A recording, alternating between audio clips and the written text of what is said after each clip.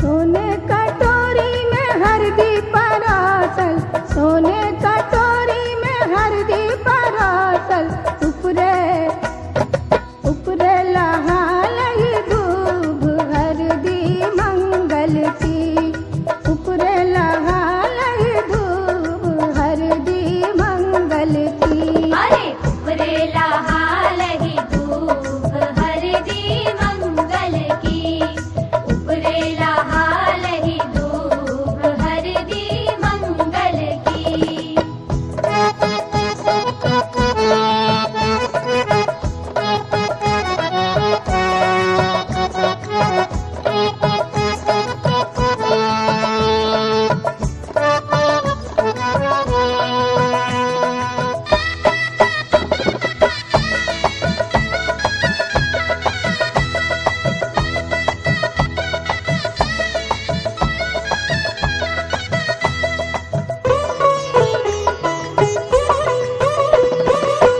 पहली हरदी पंडित चढ़ावे, पहली हरदी पंडित चढ़ावे, तब रे सकल परिवार हरदी मंगल की, तब रे सकल परिवार हरदी मंगल की। अरे तब रे सकल परिवार हरदी मंगल की, तब रे सकल परिवार हरदी मंगल की।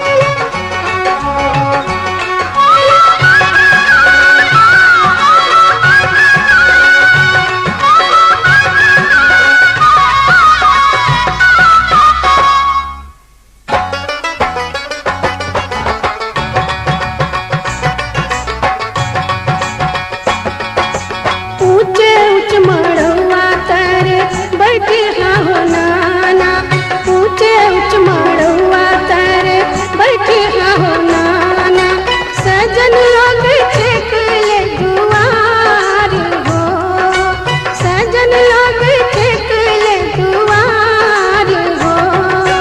हरे हरे हरे नाना बसवा कटैया, हरे हरे हरे नाना बसवा कटैया, ऊंचे ऊंचे मड़वा छवैया हो, ऊंचे ऊंचे मड़वा छवैया हो।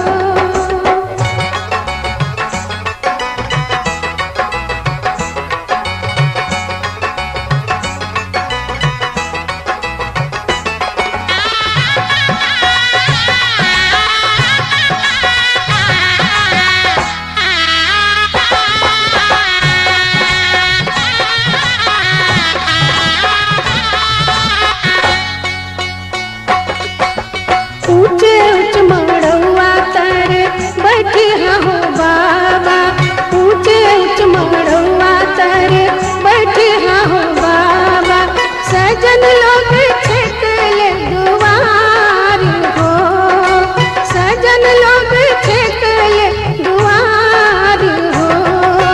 हरे हरे हरे बाबा बसवा कटैया, हरे हरे हरे बाबा बसवा कटैया, ऊंचे ऊंचे मड़वा छवैया हो, ऊंचे ऊंचे मड़वा छवैया हो।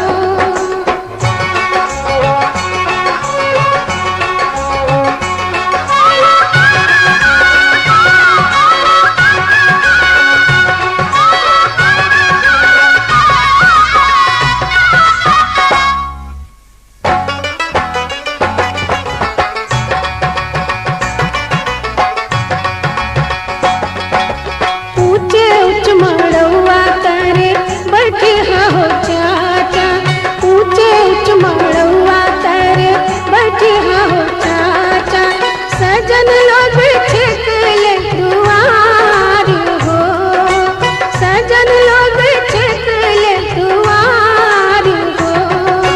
हरे हरे हरे चाचा बसवा कटैया, हरे हरे हरे चाचा बसवा कटैया, ऊंचे ऊंचे मड़वा छवैया हो, ऊंचे ऊंचे मड़वा छवैया हो।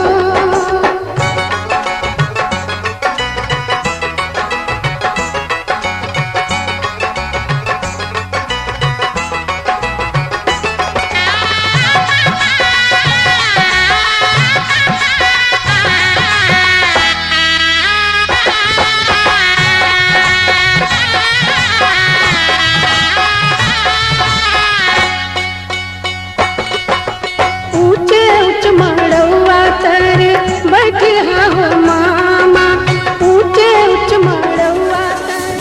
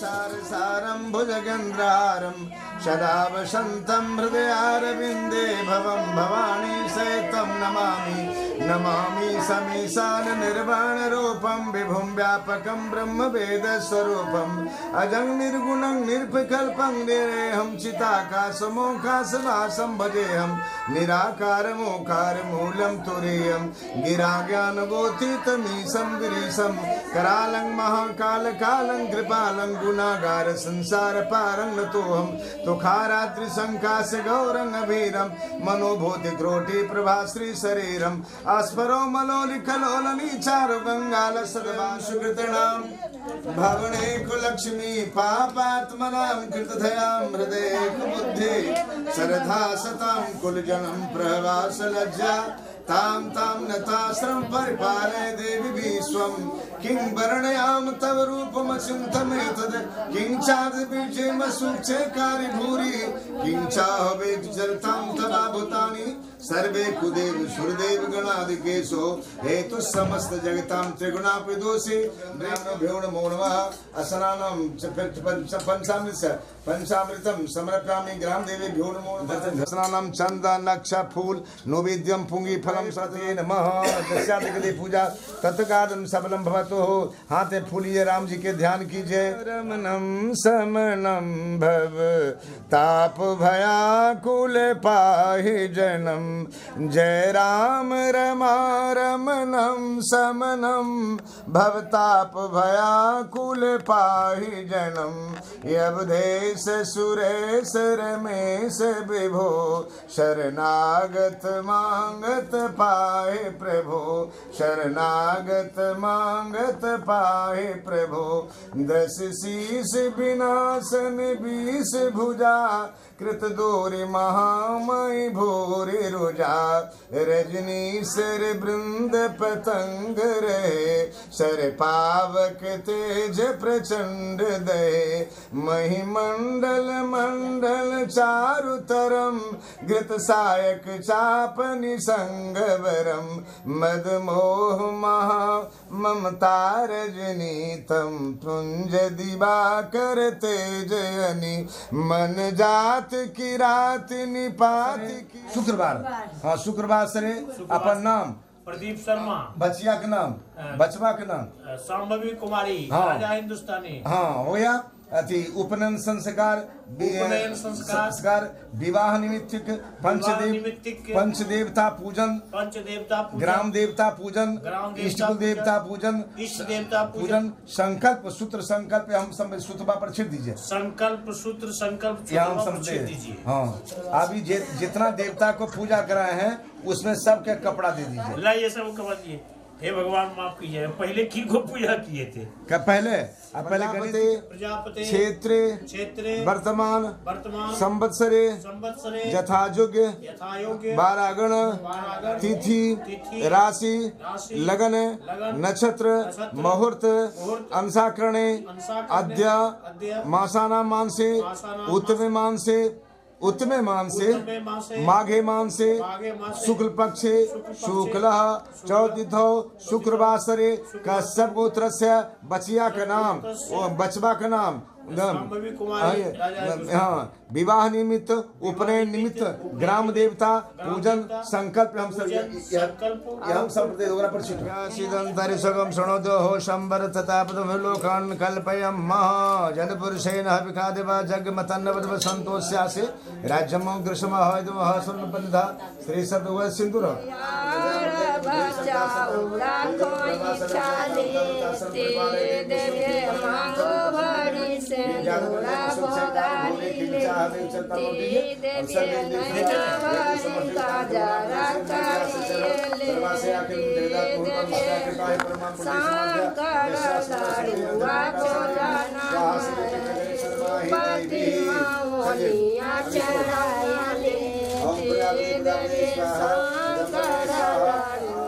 वासुदेवाय स्वाहा ओम भद्रे स्वाहा ओम रामे स्वाहा ओम ईशे स्वाहा ओम ह्रीं क्लीं चामुंडे विचे स्वाहा ओम ह्रीं क्लीं चामुंडे विचे स्वाहा ओम ह्रीं क्लीं चामुंडे विचे स्वाहा ओम चामुंडे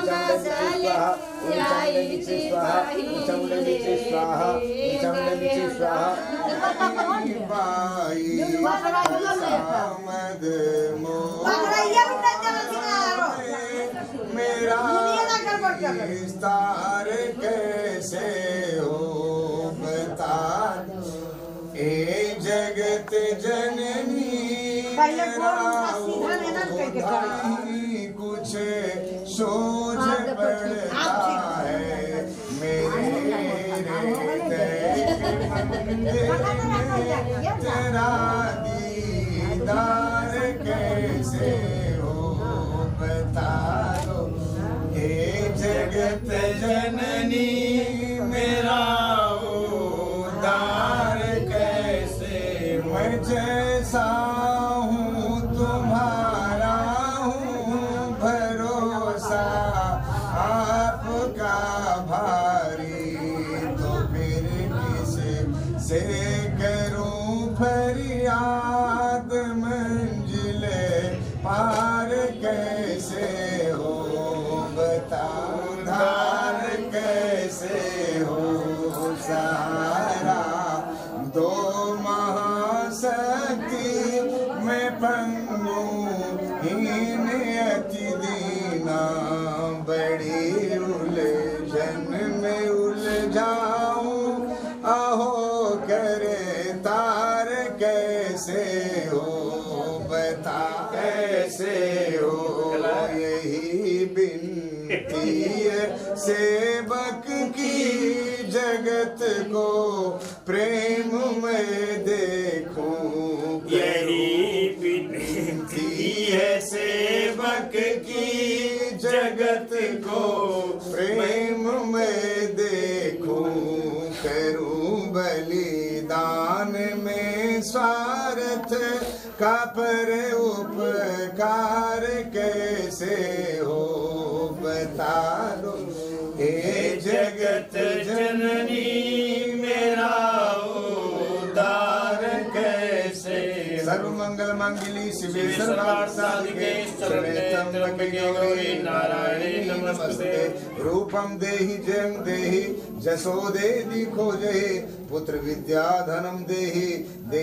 सौभाग्य देहि कर्पूर गौरम करुणावतारम संसार सारम भुजगेन्द्रहारम सदा वसंतम हृदयारविंदे भवं भवानी सहितं नमामि यज्ञ में जंत देवासितानि धर्मानि प्रथमन्यासना तेहनाकम साध्या सर्व मंगलम भगवान विष्णु मंगलम गुरुदम मंगलम पुंडरीकाक्ष मंगलाय राजा रामचंद्र की जय।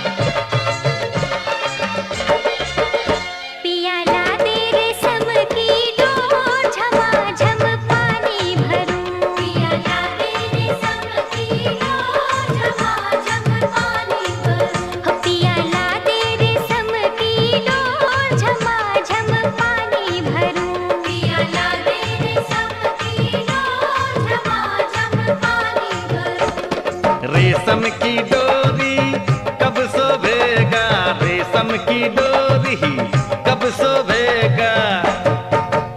जब सोने घायलिया हो झमाझम पानी भरूं, पिया ला दे रेशम की डोर झमाझम पानी भरूं, पिया ला दे रेशम की डोर झमाझम पानी भरूं।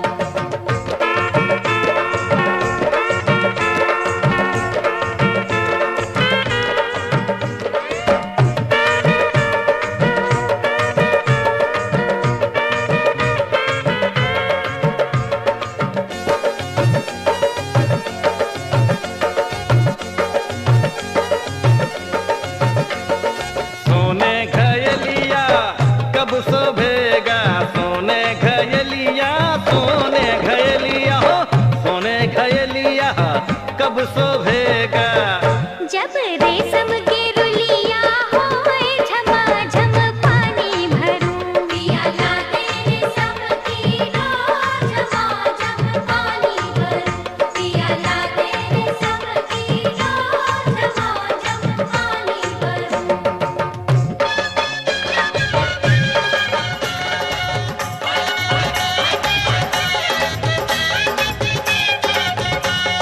माटी कोड़े गेलो हम खेतवा के ओरवा के देवरवा पापीना, माटी कोड़े गेलो हम खेतवा के ओरवा के देवरवा पापीना, माटी कोड़े गेलो हम खेतवा के ओरवा के देवरवा पापीना, पकड़े अचरा के कोरवा के देवरवा पापीना, पकड़े अचरा के कोरवा के देवरवा पापीना। माटी कोड़े गेलो हम खेतवा के ओरवा के देवरवा पापीना, माटी कोड़े गेलो हम खेतवा के ओरवा के देवरवा पापीना, पकड़े अचरा के कोरवा के देवरवा पापीना, पकड़े अचरा के कोरवा के देवरवा पापीना, पकड़े अचरा के कोरवा के देवरवा पापीना।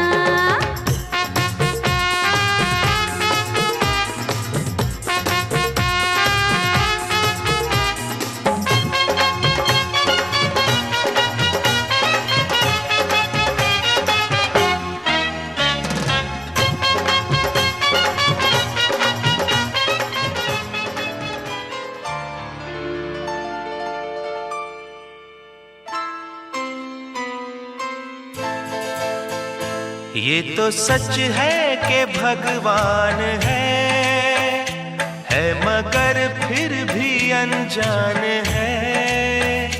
ये तो सच है कि भगवान है मगर फिर भी अनजान है। धरती पे रूप माँ बाप का उस विधाता की पहचान है। ये तो सच है कि भगवान है।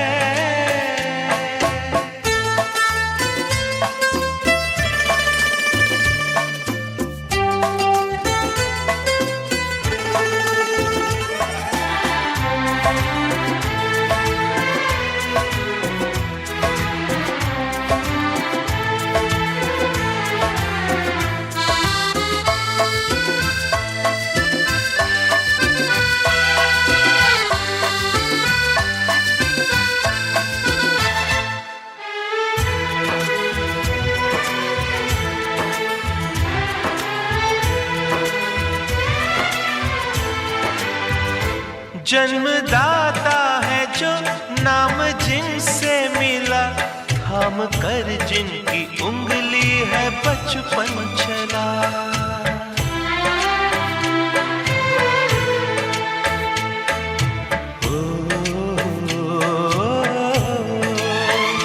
कांधे पर बैठ के जिनके देखा जहां, ज्ञान जिनसे मिला, क्या बुरा क्या भला। इतने उपकार है क्या कहें, ये बताना ना आसान है। धरती पे रूप माँ बाप का उस विधाता की पहचान है। ये तो सच है कि भगवान है।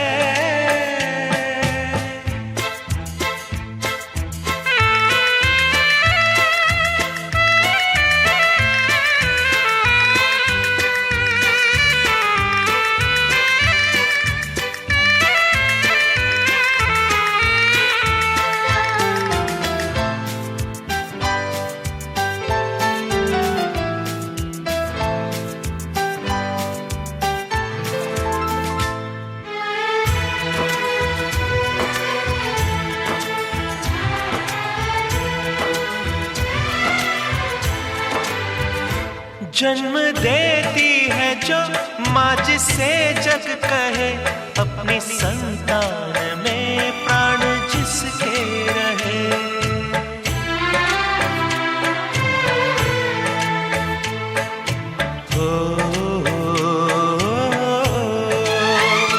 लोरिया होठों पर सपने बुनती नजर, नींद जो वार दे हंस के हर दुख सहे। ममता के रूप में है प्रभु, आपसे पाया वरदान है। धरती पे रूप माँ बाप का, उस विधाता की पहचान है। ये तो सच है कि भगवान है।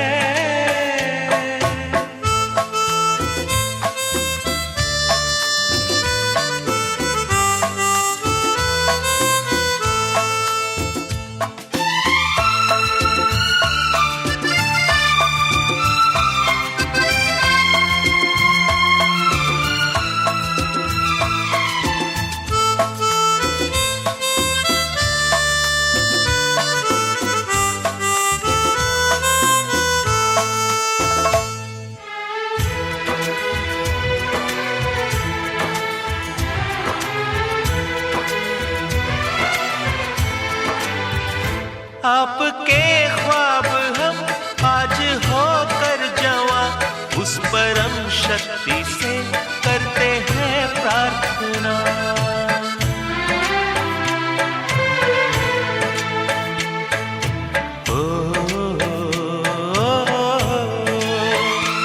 इनकी छाया रहे रहती दुनिया तलक, एक पल रह सके हम न जिनके बिना।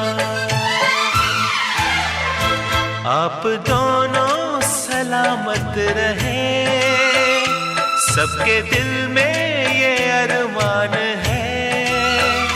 धरती पे रूप माँ बाप का,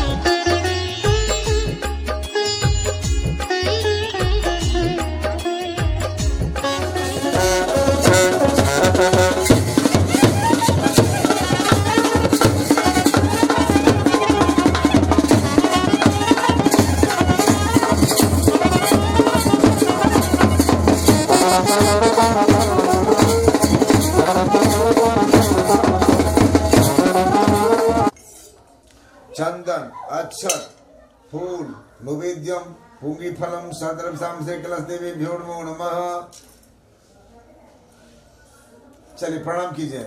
ओम ब्रह्मा मुरारी त्रिपुरांतकारी, भानु शशि भौम सुते बुधस्य आयन तो जनमानसो दूतक जल पुरुषे नवका देवा जग मतन बसंतो स्यासे राजा मुद्र समासन प्रधान ओम नाभ्यासिदं तरिसोगम शरणो देव संवर्तबदन लोकान कल्पयम चंदन जगे तनवानम पुरुषम पशुम जगे ने जगे मई जंसु कर्म संप्रताग्रे त्वष्टसा विधदो प्रमिति धर्मर देवाजान मग्विदातम संप्रास तमे बविदित्वा मृदा मिशानि जदने तिरोहते यतावान समहिमा तो जान जपरसाद पादुस लौंग इलायची भी है कहीं जी हाँ है सब कुछ है भार पीतांबर दरुण बिंब फलाधर दरविंद्र नेत्रा कृष्णाथ पदम वंदे विष्णु भगवान सर्वलोकीन शिव जी पर ध्यान कीजिए ओम कर्पूर गौरम करुणावतम सविताम सिद्धिकाम्बे प्रातः स्मरामि सरदंड करो जुनाभाम शतरत्न भस्म कर कुंडल हार भूषाम देव्यायुधोचित सुनील सहस्रास्ताम रक्तोदपलाभ चरणाम भवतिम परेशराय तस्मै निकाराय नमः शिवाय प्रणात महेश्वराय मंदार पुष्प पूजिताय ताराय नमः शिवाय वशिष्ठ कुंभोद भवगोतमार्ज मुनीन्द्र देवार्चित शेखराय चंदन संवत्सरे यथाजुग दारागण तीर्थराज स्वाहा ओम केंद्र स्वाहा विद्यापति स्वाहा आप लोग जो दीजिए सब लोग दया श्री संसदराम भवने के लक्ष्मी पापात मना श्रद्धा सदाम पूजन प्रभासन ताम ताम नता सर्व परिपालय विश्वम जैसा ही विष्णु लो ओम ह्रीं क्लीं चामुंडे बिचौं स्वाहा ओम ह्रीं क्लीं चामुंडे बिचौं स्वाहा ओम ह्रीं क्लीं चामुंडे ओम स्वाहा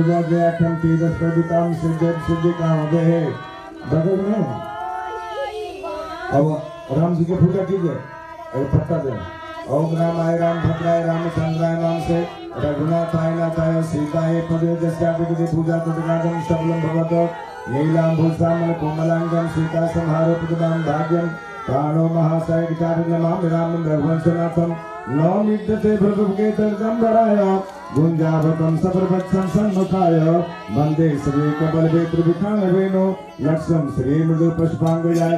राम जी के बगल में हनुमान जी का पूजा कीजिए एक पत्ता पर ओम अतुलित बल धामम हेमसेना बदेहम धनुज बल किशानम ज्ञानिनामाग्रगण्यम सकल गुण निधानम बाणराणाम मधीसम रघुपर प्रभुतम बात जातम नमामि मनोजवम मारुतुल्य वेगम जितेन्द्रियम बुद्धिमताम वरिष्ठम वातात्मजं वानररूपमुखं श्रीरामदूतं शरणं प्रपदे साधुगुरु भुजामः स्नानं पंचामृत चंदनक्षफूल नैवेद्यं फलं ग्राम देवता कुलदेवी और्णदाभ्यासं प्रजापतिभैर साथ विश्वकर्मणः संवर्ताग्रे तस्थापितः गोत्रमिति कर्मबीजां जगवेदाः नूनं पुष्पं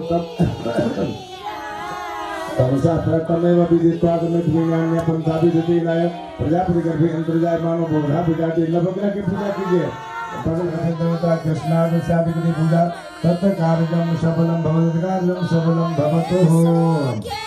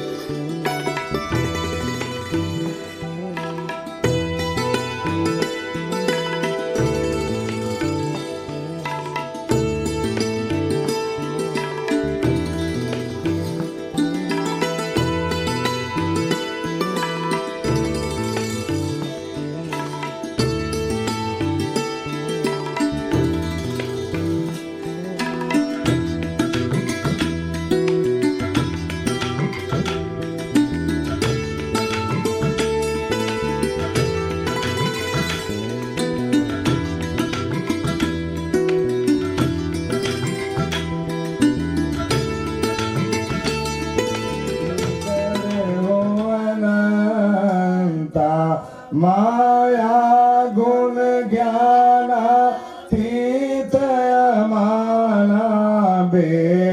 पुराण भवंता करुणा सुख सागर सब गुण आगर जय गावहि श्रुति संता सोम महित लागी जनु अनुरागी प्रगट भय सिर कंता ब्रह्मांड निकाया निर्मित माया रोम रोम प्रतिवेद कहे मम उर सोबासी या उपहासे सुनत धीर मति तिरन रहे उपजा जब ज्ञाना प्रभु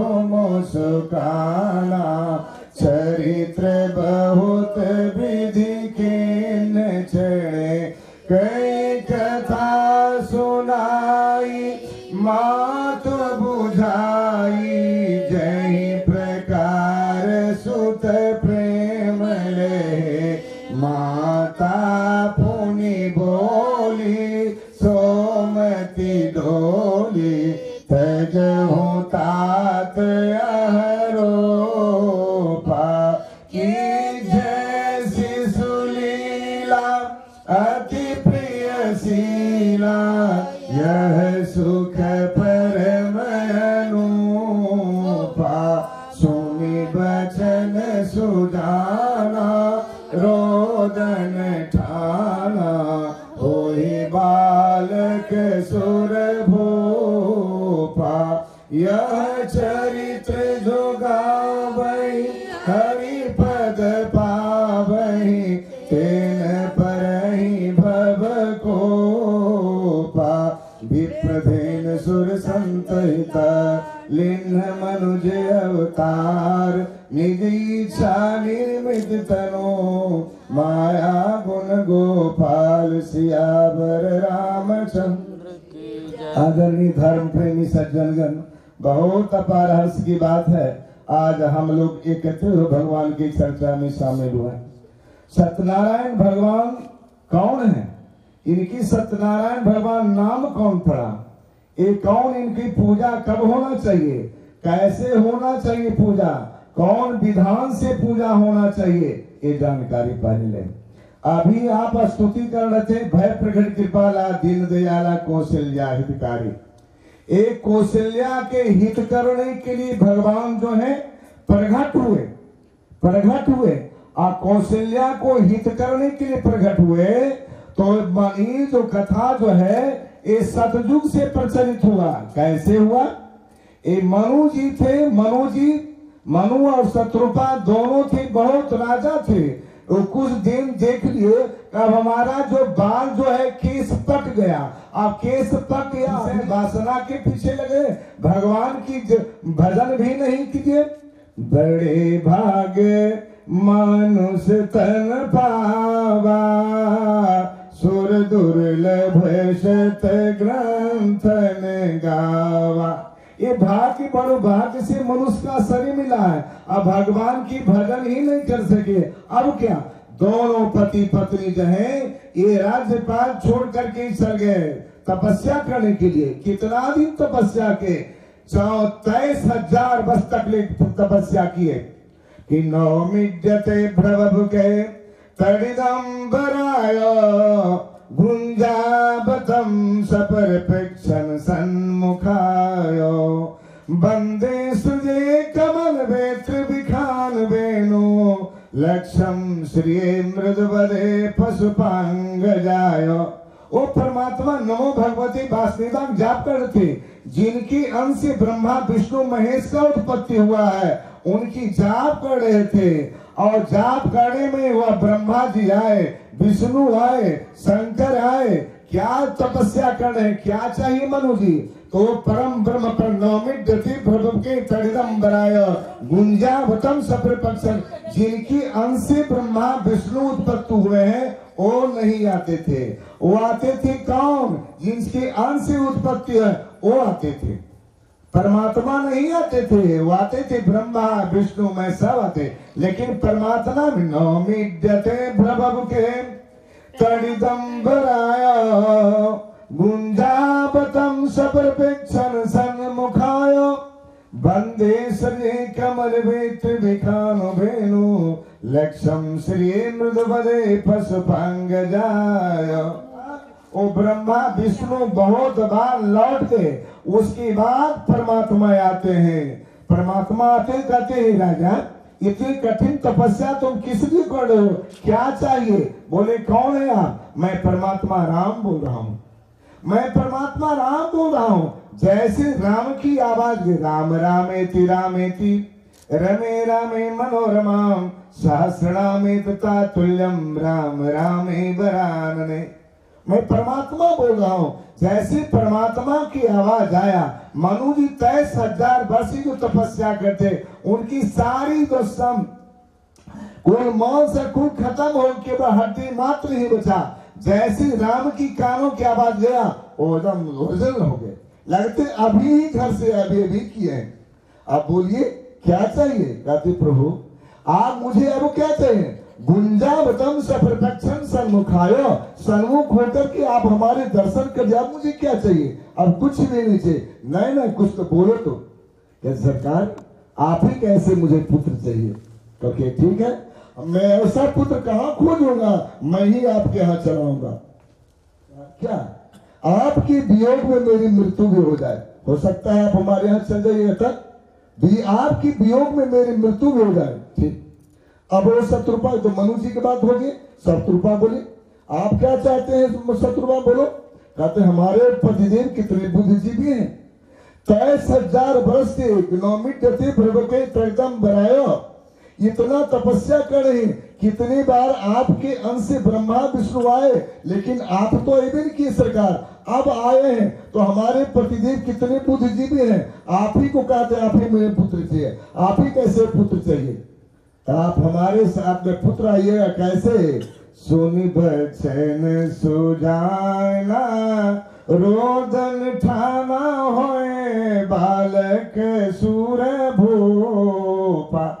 आप आइएगा जिससे माता पिता का पुत्र है वह पुत्र प्रेम करके दिखलाइएगा हमको। ठीक भारो ए सखी अपना राम जी के आर उतारू है सखी किन खाके रामचंद्र किन खाके लक्ष्मण किन खाके रामचंद्र किन खाके लक्ष्मण किन खाके लक्ष्मण किन खाके शत्रुघ्न किन खाके भरत भूपाल हे सखी अपना राम जी के आरती उतारू हे सखी अपना राम जी के आरती उतारू हे सखी। कौशल्या के रामचंद्र सुमित्रा के लक्ष्मण कौशल्या के रामचंद्र सुमित्रा के लक्ष्मण सुमित्रा के लक्ष्मण